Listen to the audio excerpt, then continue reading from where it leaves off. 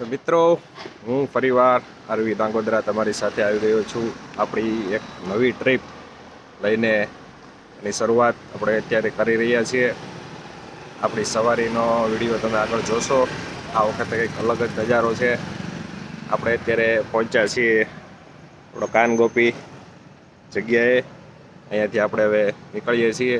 ઘરેથી માતા પિતાના આશીર્વાદ લઈ લીધા છે.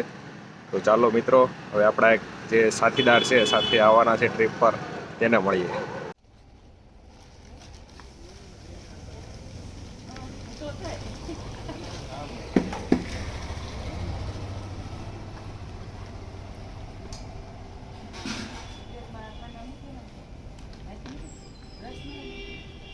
મિત્રો, આપણે નીકળી ગયા છીએ. આપણે પેલું સ્થળ લઈ લીધું છે, પીપોદરા મોગલ ધામ. માતાજીના આશીર્વાદ લઈ અને આપણે આગળની યાત્રાને આગળ વધારશું. મિત્રો, આપણે અરણેજ પહોંચી ગયા છે. બુદ્ધ ભવાની માતાના મઠ, આપણા કુળદેવી દર્શન કરી લીધા છે. અને અત્યારે ઘણું સરસ બધું આયોજન થઈ ગયું છે. અહીંયા ઘણી સારી સુવિધા થઈ ગઈ છે. અરણેજ માતા બુદ્ધ ભવાની. આપણે અરણેજથી નીકળી ગયા. આપણી ગાડી ને થોડીક ભૂખ લાગી અને ખવડાવવું પડે. આપણી ગાડીઓ સવારી ગજબ છે.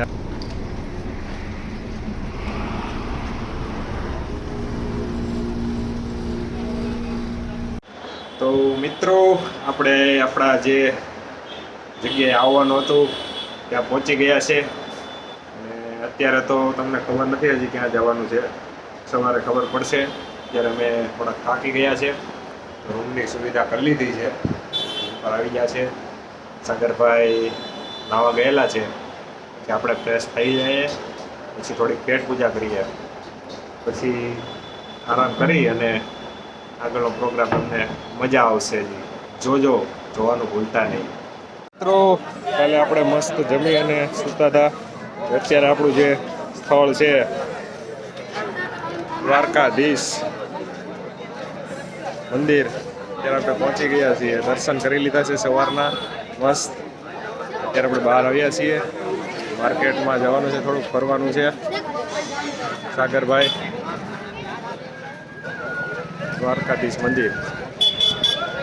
તો મસ્ત દર્શન કરી આપણે થોડીક સવારનો નાસ્તો કરવા માટે આવ્યા છીએ. મસ્ત હવા, કપડા સરસ છે. વસ્તુ આપવા જેવી વસ્તુ છે. દ્વારકા મંદિર પાસે જ છે. ચડતા તમે ક્યારેક આવો તો ટ્રાય કરજો. ગોમતી ઘાટ આવ્યા હતા. ત્યાં આપણે એક નજારો જોવા મળ્યો છે. ફિલ્મનું કંઈક શૂટિંગ ચાલી રહ્યું છે, સોંગનું આલ્બમ સોંગ. મસ્ત દ્વારકાના મંદિર પાસે ગોમતી ઘાટ.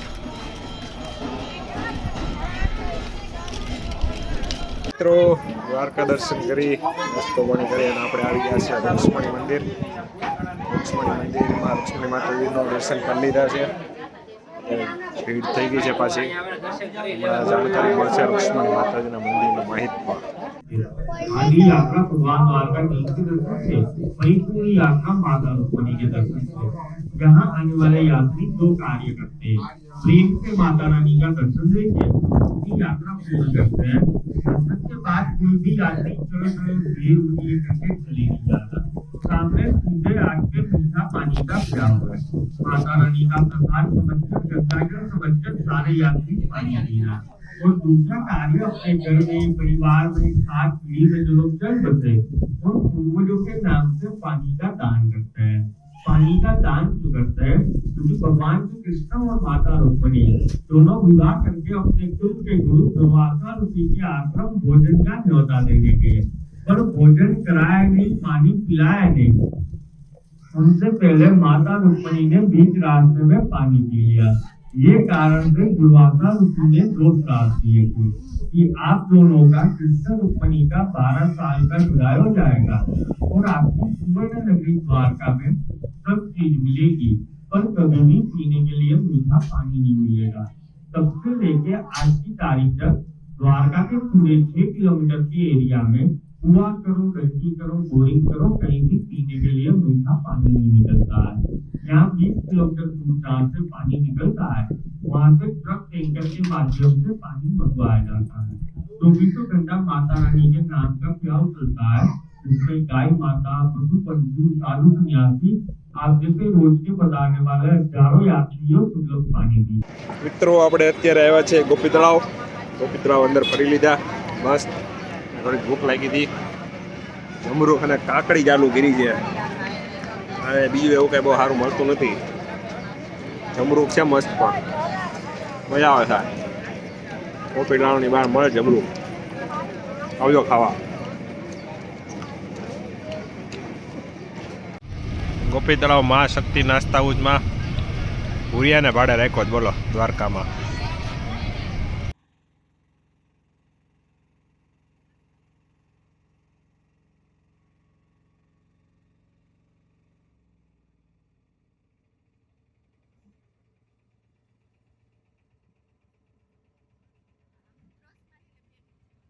તો મિત્રો આપણે બેટ દ્વારકા દર્શન કરી પછી આપણે નીકળી ગયા હતા સોમનાથ જવા માટે.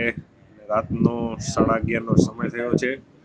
આપણે માધવપુર એન્ટ્રી કરતા માધવપુર બીચ પાસે વસરાજ હોટલ છે. જમવાનું એક નંબર છે, ગુજરાતી થાળી.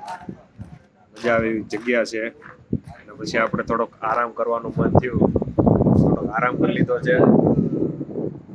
મસ્ત હોટલ છે, બધી સારી સુવિધા છે. 11:30-12 વાગ્યા સુધી ખુલ્લી રહી છે રાતે. તમારે ગુજરાતી જમવું હોય રાતે આ રસ્તા પર નીકળો, સારી એવી સુવિધા છે, તો આવવાનું ભૂલતા નહીં. મિત્રો આપણે મસ્ત રાતે આવી ગયા, નાહી ધોઈને સૂઈ ગયા હતા. સવારમાં જાગી અને દર્શન કરી લીધા છે સોમનાથ મહાદેવ દાદાના. મસ્ત દર્શન કરી લીધા છે.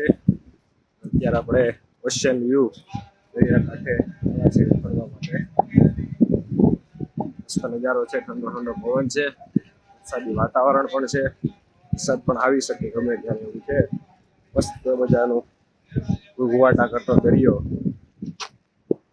સાથે સોમનાથ દાદા. હર હર મહાદેવ.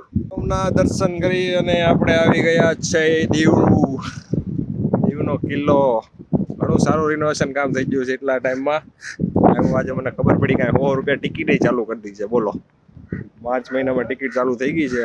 હવે જે મફતના વેમમાં હતા એ બધા નીકળી જઈજો, કેમ કે ખર્ચો કર્યો છે આ લોકોએ, એ આપણા પૈસે લેવાના છે. હવે કાંઈ નહીં, સરસ કામકાજ સારું છે એટલે વાંધો નહીં. હવે 100 રૂપિયા ટિકિટ, બીજું હું. આવજો જોવા એકવાર દીવનો કિલ્લો. અને ઓલા પડે છે આપણી જેલ, દરિયા વચ્ચે જેલ, કાળા પાણીની સજાની જેલ. આપણે હવે આવી ગયા છે કુખરી બીચ. કુખરી બોટ મૂકેલી છે.